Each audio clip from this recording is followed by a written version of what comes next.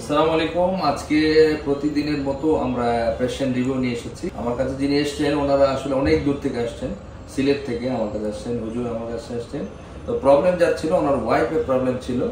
দীর্ঘদিন ধরে উনি আসলে কোমর ব্যথায় ভুগছিলেন, বাট কোনো প্রবলেম ওনার সলিউশন যদি পাননি এবং শেষ পর্যন্ত আমার কাছে আসার পর আমরা এন্ডোস্কোপিক তার সার্জারি করি এবং সার্জারি করার পরে 1.5 মাস পরে ফলো আসছেন। আজকে আপনারা ওনার মুখে শুনবো আসলে ওনার এই জার্নির অভিজ্ঞতা, যে ওনারা আগে কেমন ছিলেন আর এখন কেমন আছেন। হুজুর কেমন আছেন আপনি? ভালো আছেন না? আচ্ছা, একটু বলেন তো আপনার ওয়াইফের কি কি প্রবলেম ছিল বা কি অসুবিধা ছিল? আমার ওয়াইফের অসুস্থতা ছিল, কোমরে খুব ব্যথা ছিল, আর ওনার পায়ের যে রগগুলা, নার্ভ বা রগগুলা, ওইগুলো খুব বেশি টানতো, পায়ের মধ্যে চলাফেরা করতো।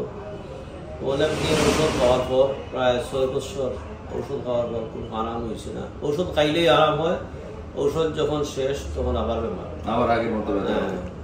আমি অনেক তথ্য নেওয়ার পরে স্যারের একটা সন্ধান পাইয়া ওনার কাছে আসলাম।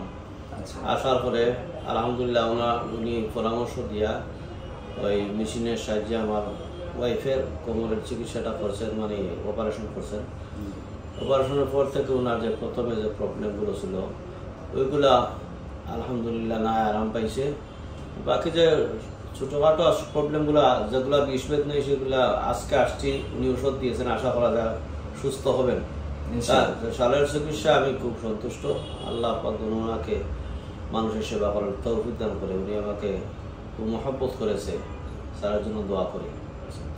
Thank you. যাই হোক, আজকে যে বিষয়টা আছে না, ওনার আসলে প্রবলেমটা কত বছর ধরে প্রবলেমটা ছিল আপনার? 4-5 বছর। ও প্রায় 10 বছর। ওনার 10 বছর ধরে এত ব্যথা হতো। প্রথমে কম ছিল, তারপর ধীরে ধীরে ওনার ব্যথাটা বেড়ে যায়।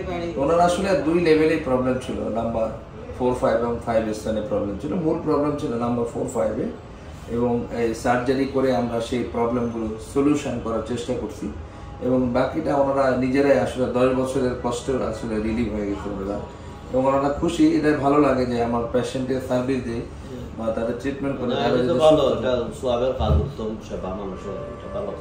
অবশ্যই। আর আশা করি স্যারের ব্যবহারে বা চিকিৎসার যে পদ্ধতি মেশিনের সাহায্যে শুনিয়া আমি একটু আগ্রহী হয়ে আসছি।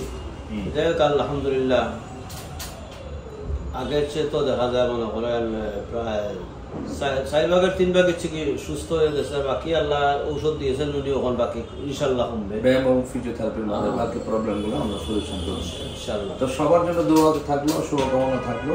আর আমরা নতুন নতুন যে টেকনোলজি আমরা চেষ্টা করছি সেগুলো যেন মানুষের কল্যাণে কাজে লাগে, এতটুকু হুজুরের কাছে দোয়া চাই, যাতে করে উনি একজন হুজুর আলেম মানুষ, এবং উনি আসলে বক্তাও, সিলেটের নাইমি হুজুর, সবাই হয়তো চেনেন, অনেকেই জানেন। এবং হচ্ছে যে মাহবুব আলম আহমেদ নাইমি, ওনার ফেসবুক এবং ইউটিউব চ্যানেলে ওনার আছে, আপনার ভিডিওগুলো দেখতে পাবেন ওনারা।